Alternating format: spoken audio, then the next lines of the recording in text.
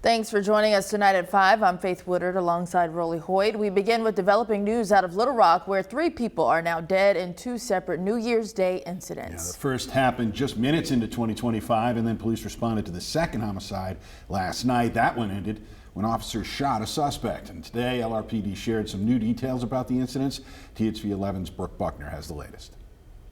So far in the first 48 hours across this country, when we've seen a spike and senseless violent acts occurring across our nation, and Little Rock has seen that as well. With 2 separate homicides in the city. First, a shooting just after midnight Wednesday that left 1 juvenile dead and 2 adults injured. Then later Wednesday night after 8, police responded to an assault call at 2104 South State Street. There was a vehicle that had struck a residence at 2108 South State.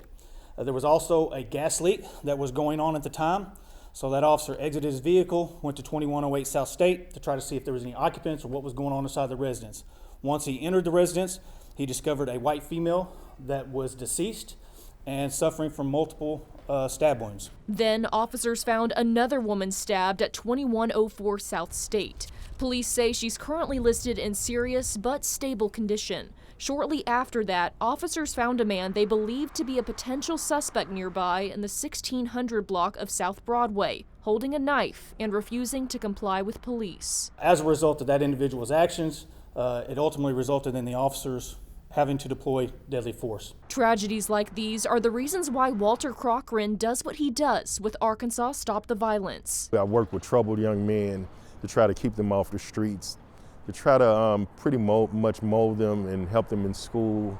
I would go up to the schools and work with them and just basically try to keep them out of trouble. Because 1 life lost is too many. Our thoughts and prayers go out to all those that are involved and have been involved and suffered a loss as a result of these senseless acts. In Little Rock, Brooke Buckner, THV 11 News. Both officers involved in last night's shooting are on administrative leave.